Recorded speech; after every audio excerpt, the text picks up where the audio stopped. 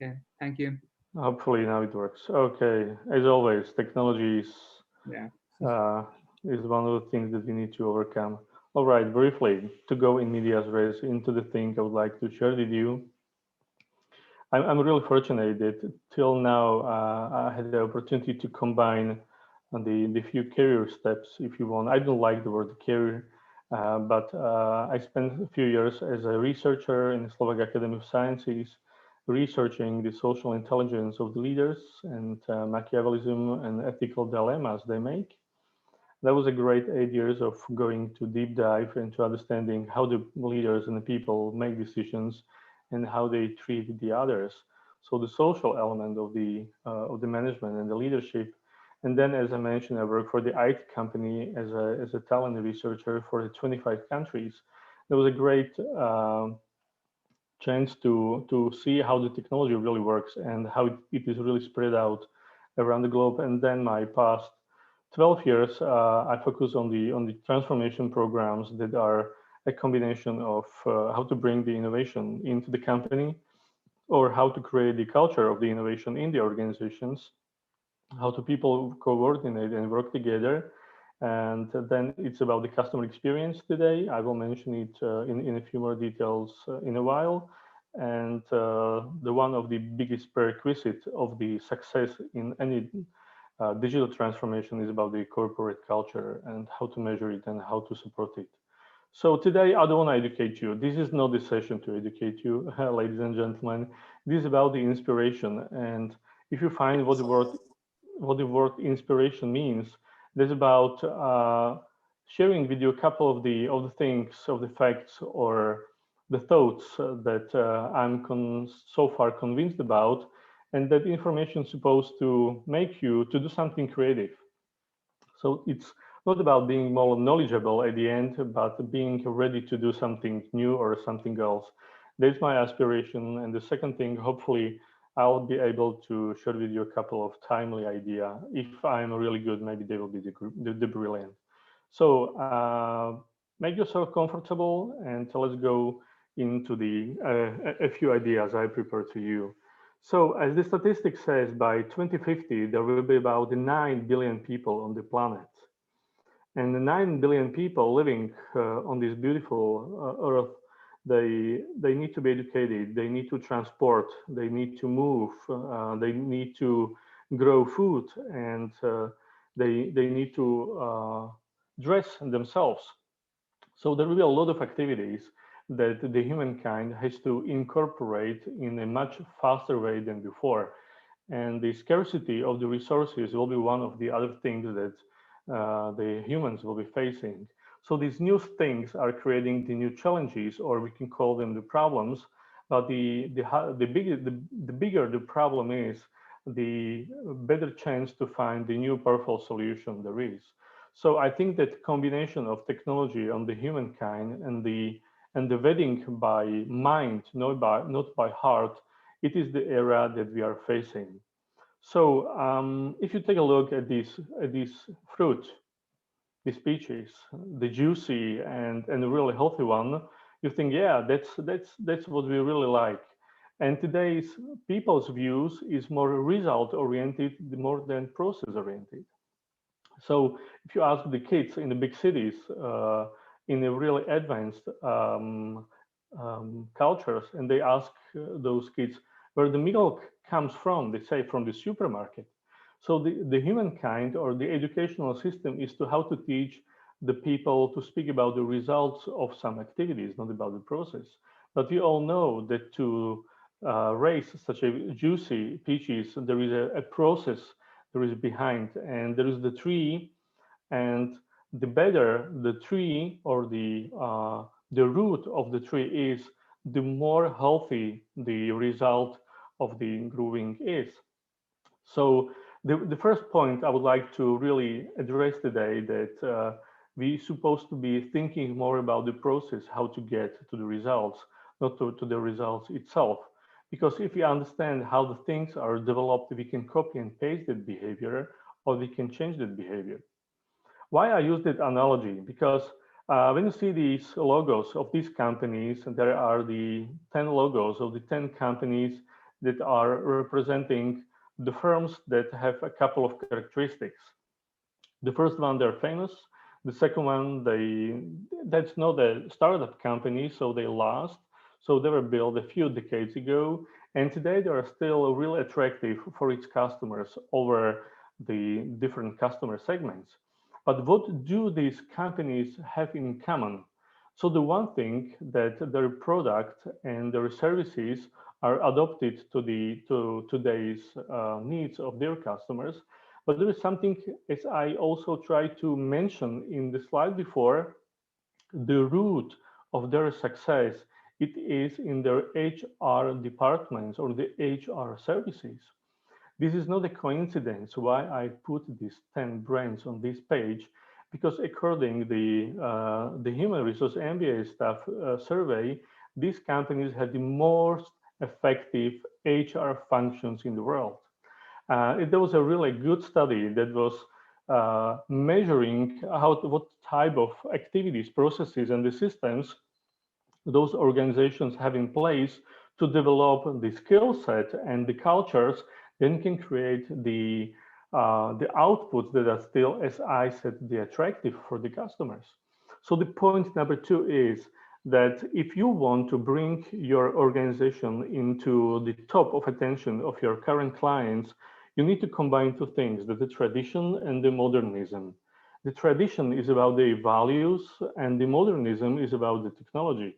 So, and this is the wedding I'm talking about, speaking about the root from the tree and speaking about the HR in the company.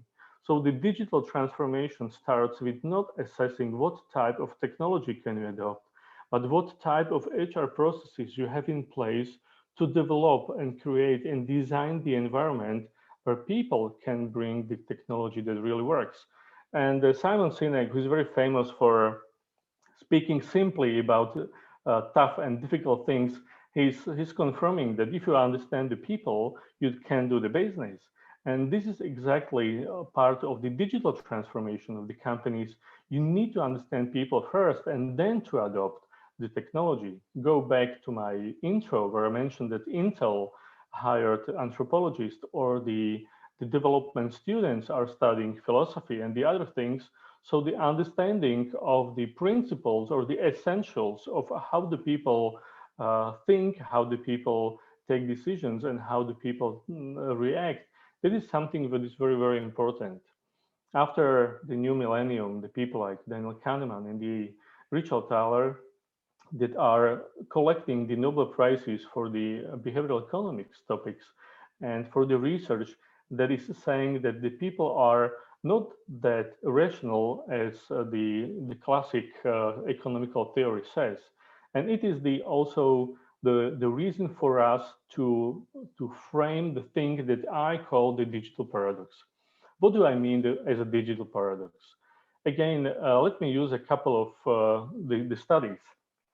I worked 8 years for the PwC, and one of the results of the recent study from 2020 from customer experience research argued that about 2/3 of the consumers or customers that were surveyed by this global study, they acknowledge that their vendors and the providers that they're losing the human touch. So the services of or the interaction with the company is lacking the human part. So the more people interact with the organizations, the more they request having the person on the other side, of course, not in every touch point. The second thing is from the same survey. So the one thing, what do customers request? But when then you ask the CEOs what the company's priorities are for today's world, and if you ask them on the first place, and this is especially also influenced by the corona, on the first place, there's the operational efficiency. So operational efficiency means if I invest €1, how many cents I save? That is opposite to the investment mindset which is about if I invest euro, how much euro will I get on return? So the operational efficiency is about, like in the football, you have the defense and you have the goalie, and the main function and the main role of the goalie and the defense is to make sure that the opposite player will score. The second thing is that it really comes at the top of the priorities is the digitizing and the digitizing of the process. And the last thing is the improvement of the customer experience. So all in all, when you go into the detail of the interviews and the studies and the other analyses, the world of organization is just obsessed with the digitizing.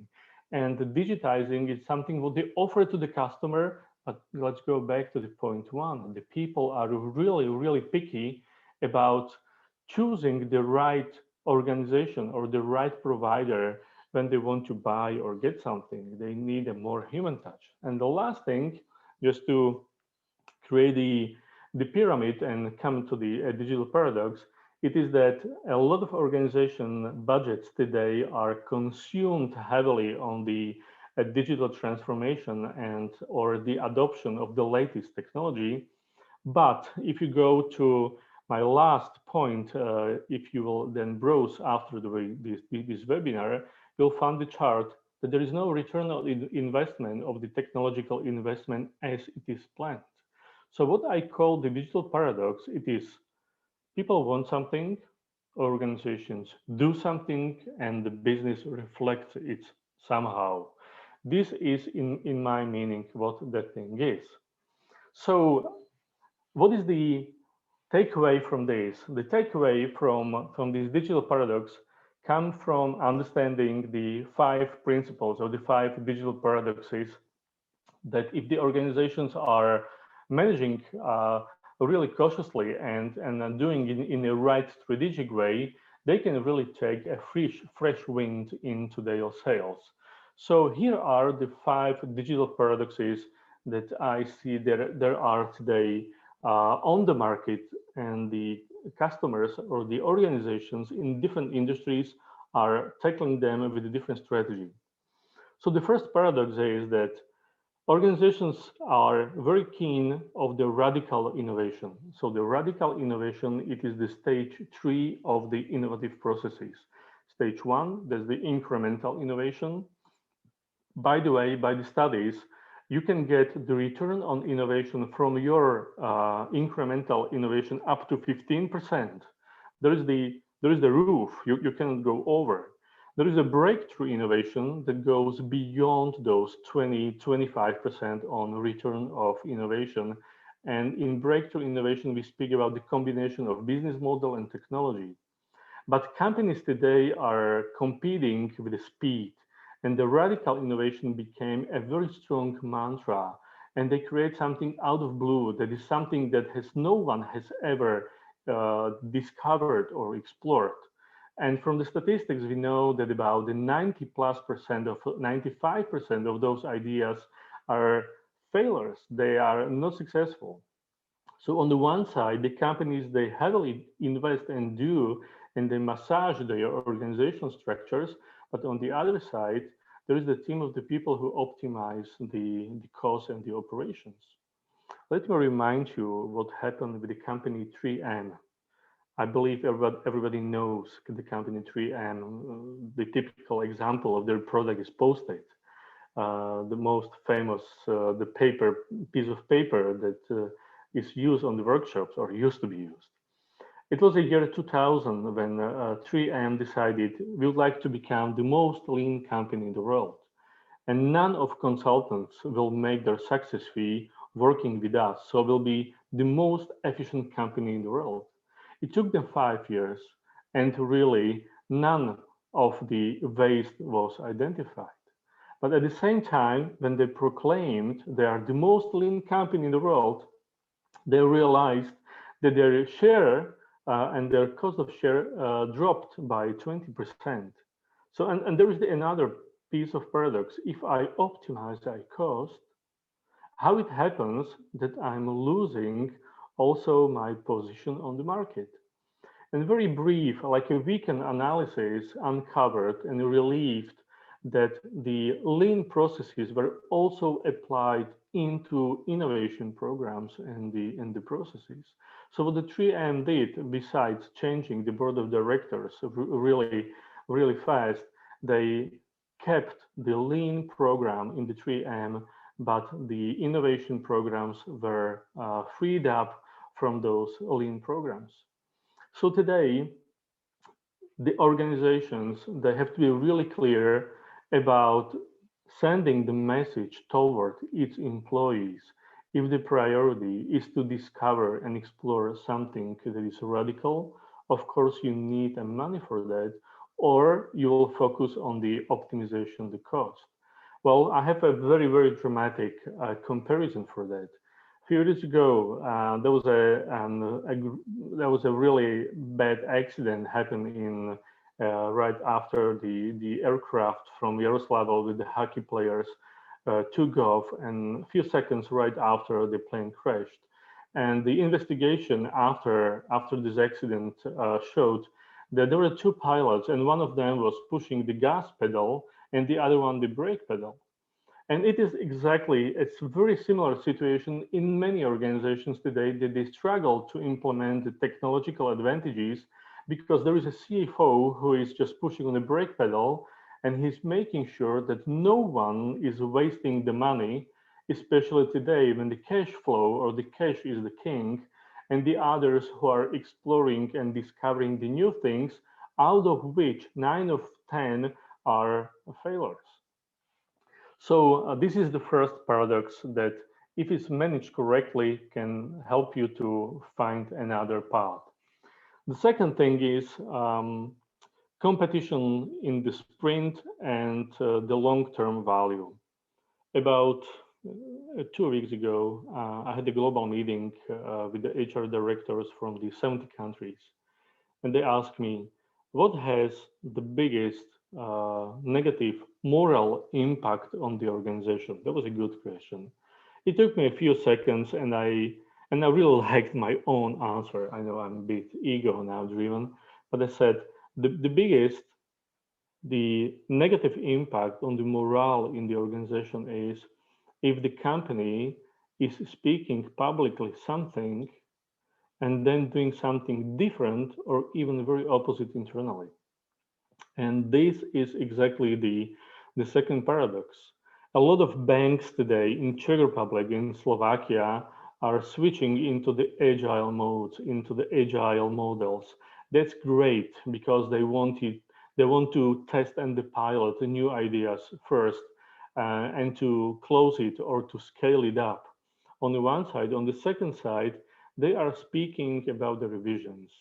And being a consultant for the 12 years, I'm just sharing my experience that a lot of organizations, especially in the digital world, they have a disconnection between their operation and their vision. And then if the people are confused, exactly, maybe as in the paradox number one, they do not know how to take decisions if they are on their own. And if they are not sure about taking decision in the middle of the organization, we call them the line managers, they just escalate it up and all the process just slows down. So the compete into the sprints that is helping you to deliver the long-term value, it is another differentiator or distinctive mode for the companies. Third paradox. Well, today, being successful only thanks to your own people or the own programs and the processes is not enough. The budgets or the technology or the IT budgets, they have the bottom in each organization.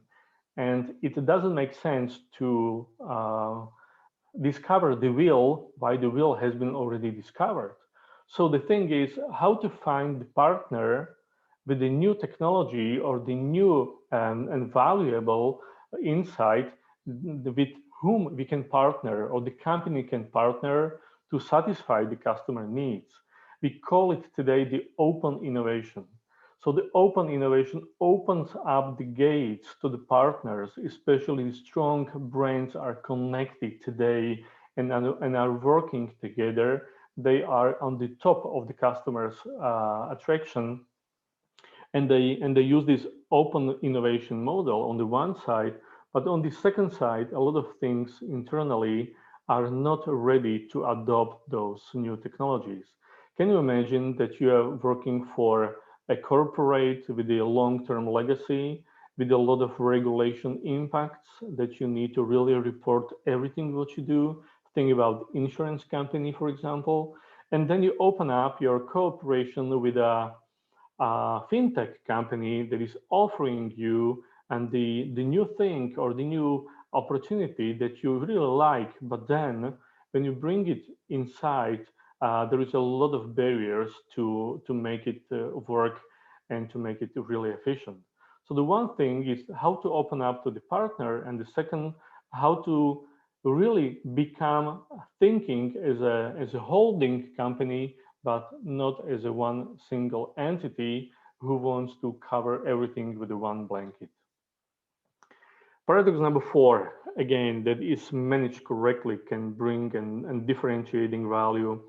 It is to really understand or to really explain to the others. If you deliver to the client and if you focus on delivering the value or providing technology, it really is very different if you offer me and you sell me the telephone or another application. That's the product, and there's the technology, and that's very good. But on the other side, that's a bit different in the communication. If you offer me the device that connects me with my mom, who is now stuck at home somewhere, or who can connect me with my family around the world. So the companies today, especially tech companies, are changing the way how they think about their functions in the new digital world, and they do not offer the devices, applications, and all the smart things, but they speak about the benefit it brings to the others. And those who are ready to speak about the customer point of view that are winning the thing. And it brings me to the last digital paradox. I think it is, and it is your dashboard. What do you measure? Any organization in the world is built around the measurements dashboards. That's the way of the feedback. That's the way how you can control and manage your organization. And maybe till a few years ago, the KPI or were really the mantra, the key performance indicator. So the companies were driven by the KPI, a very static, future-oriented number that people were running like in the race, in their tracks to deliver the number. But today we more speak about the two more metrics, especially in the companies that are digital savvy companies. And it is the CPI, and it's called the customer performance indicator. So if the customer is not willing to wait in a queue in a supermarket, or if the customer wants to see the web page being uploaded within the few microseconds, and that are the CPIs. So the modern, digitally transformed organizations are driven by the customer performance indicators, no by the KPI, because KPI, as a customer, I don't care about your organization's KPI. And the last thing that I'm closing the loop of the 5 digital paradoxes is about the KBI, and it's called the key behavioral indicator.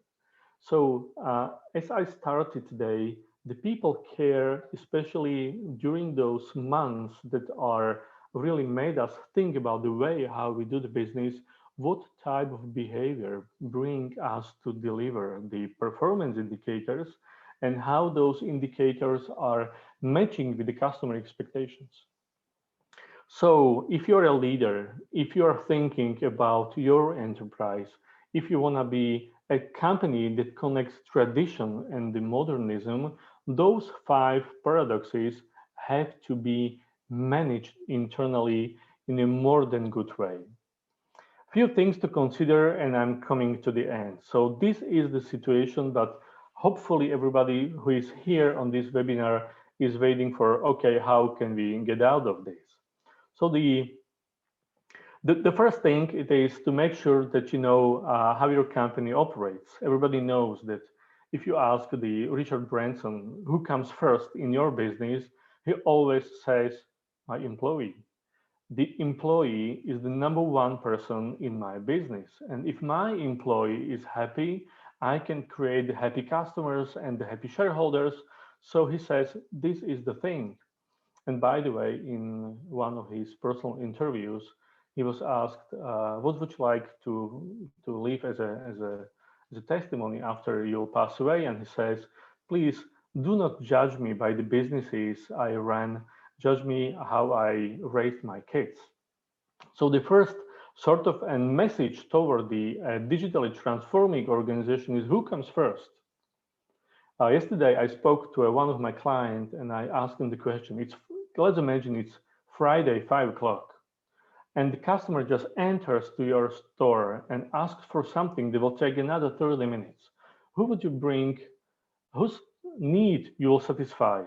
The need of your employee to close the shop, pick up the kid from the school and go home to cook, or you would like to make your employee to sit with the customer for the 30 extra minutes and to satisfy the needs. This gentleman speaks about the employee, but this one, now he's retired already, but the Amazon or the Alibaba, they always put the customer on the first place. And there is a Mr. that is now 93 or 94 years old, Mr. Warren Buffett, who says, I always bring the customer, shareholder in the front of the attention. So as you can see, the first takeaway element of your digital transformation is to publicly share with your people and with your employees that are distilled into the customer promise who comes first if you are talking to the business. This simple diagram is also showing more technically what I'm talking about. Every organization in the world has to make sure that what is their DNA, the way how they operate. Either they focus on the product, so if they find the need of the customer, the way how to saturate or fill the need of the customer is to create a product and offer that product to the organization. There's another thing that's called the customer intimacy. So it means that we are not offering you the products, we are offering the solutions. So I'm not offering you only the telephone device, I'm also offering the telephone device that includes the application choices where you can download whatever you want and you can use it for navigation or your health control or whatever.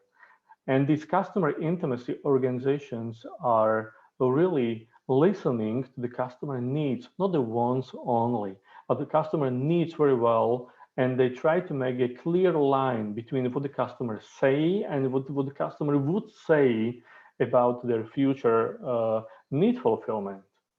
And the last thing is about the operational excellence that I was speaking a few minutes ago, that the organizations are allocating their strategy, the resources, the skill set development, and everything around these things.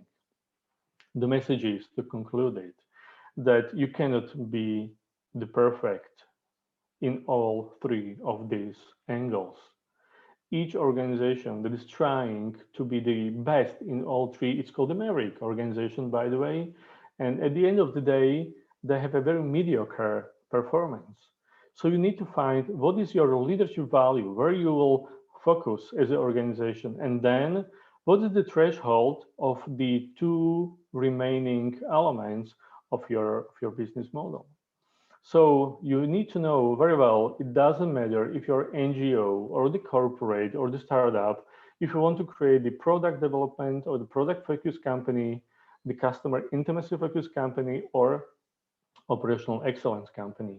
Then you can study right after the webinar, it's added into the slides, what are especially the information requests for each and single identity archetype that I'm showing you here. It's very simple, but it's have a real and very more than important impact on how the organization behaves. So probably most of you have seen this model of the transformation.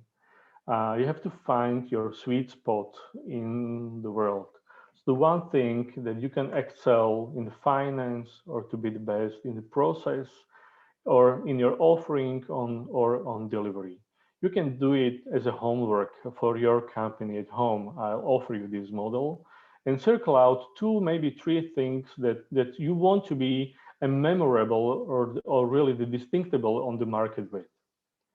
As you can take a look at the statistics and the studies, the companies today, they're trying to create the product and its performance that is the best. So the product-oriented companies today, then there is the product ecosystem, and maybe what is next, there is the channel, so the logistics, or the way how to make it very, very price effective.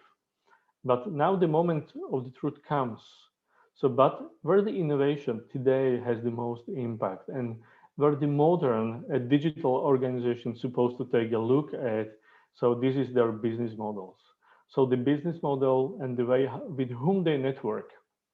Again, I refer to the one of the paradoxes I was speaking today, and the last thing, the customer experience.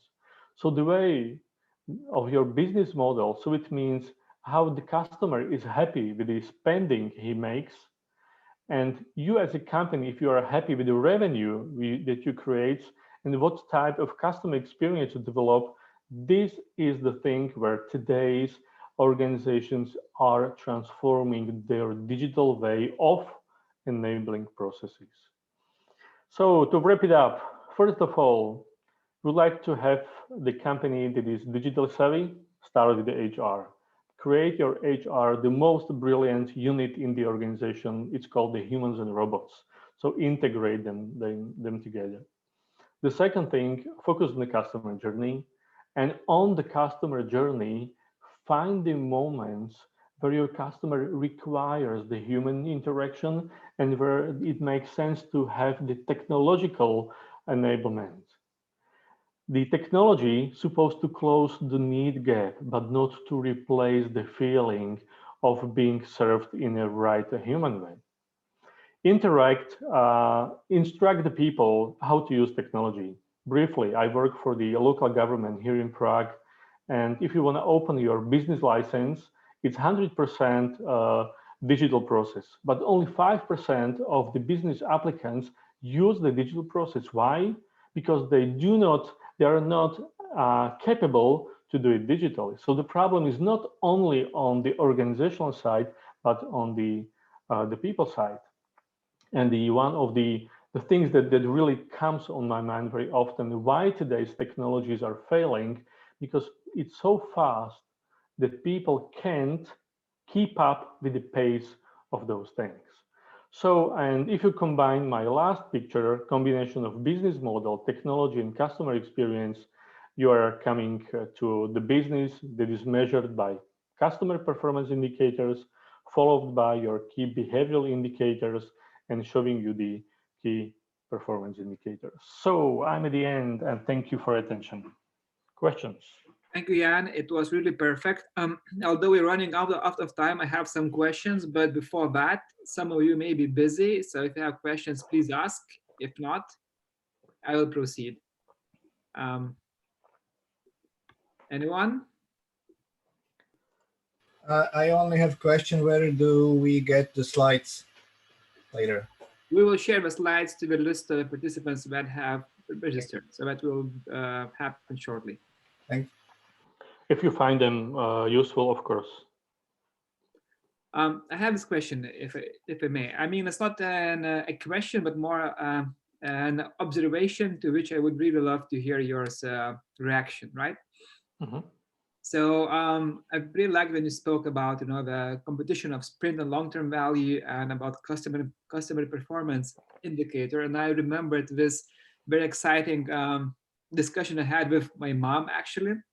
She was reflecting on the fact that so many banks are moving to online services and we're closing their offline branch. Mm-hmm. And it felt quite uncomfortable about many old people who may not have smartphones or may not have the skills to use the services. And even, I don't know how it's in other countries, but in Baltic states we have to use this smart ID app to connect to our banking apps. do all the services and to book some services. And for that, you have to go to offline branch to set it up, and the offline branch, and not so many of them, you have to really go there, and you have to understand what's going on there, which obviously, increases the performance of those banks when we look to finances, because they don't have, the cost is lower, when they don't have those branches. But what about this human-centric approach? What about, banks saying one value with customer first, most likely, and then having a huge demographic group in a disadvantaged position with how we provide the services. So how you would see that, and how you would reflect on that, and maybe you would see some avenues of action for those banks to mitigate all that dodgy situation. In terms of time, relative time, I try to be very quick, like 3 bullet points. And first of all, the banks are really aware that what is the percentage of the customers in that age and what are their skills. So basically, they still try to create a lot of things, at the disposal of the people. So they really take care not to touch those skills, and they respect it. However, it's very costly. The second thing, they believe that the literacy of their generation is improving better and better, and a lot of programs today are helping those aged people to adapt on the new technologies. Mm-hmm. And there is a lot of biases that those people are anti-technology. No, that's not true. If they just overcome the first negative steps to get friendship with the technology, then they are more engaged than the others. And maybe the last thing, there is the impact of the technology that is changing their behavior, but on their kids. So the ones who are transferring their routines from the old to the new ones, it's their significant others. Mm-hmm. But also, I would add the point you were having, that even other people, say my parents were in their early 60s, sometimes they feel uncomfortable with the pace of technological change, because when you adopt to one thing, yet other thing emerges. Mm-hmm. And that's, of course, we have to move forward, but is it inclusive, so to say, all those things. I mean, people should adapt to changes, but how to smoothen down this adaptation, that's a lot about the cognitive biases, and that's about the ways how especially behavioral sciences can help. But I see a very minimum number of the project helping to overcome those biases, especially in the aged people. Yeah, there are some initiatives, but I always have a feeling that the participants are always those people who are excited about that anyways, and it's not like you're addressing the ones who are the most vulnerable. Mm-hmm. Anyone else having any comments or questions? No, but I have to leave. I have another meeting in 11. Sure, yeah, we are running out of time, but still, I didn't skip anything from my presentation, so you didn't lose anything from my insights. Maybe what we can make a link to is the conversation. Whoever feels that you need to answer something, so feel free to reach me out. Yeah, the rest of people can stay, so thank you and Merry Christmas. Merry Christmas, Peter. Glad to see you. Bye. Okay. So I think there are no more questions. Maybe people need to digest it or approach me in person. Thank you for having me here. Thank you, Jan. It was really exciting. Very good presentation. I enjoyed it a lot. So wishing to all of you, Gabriela, Nemi, Anneli, Peter, Robert, Gertruda, Peter, Scrabble, Clara, and especially to you as the organizer, the great days before Christmas and a great Christmas season. Okay, thank you. Have a happy Christmas. Bye-bye. Thank you, Jan. Bye-bye. Thank you very much. Goodbye. Thank you. Thank you. Bye.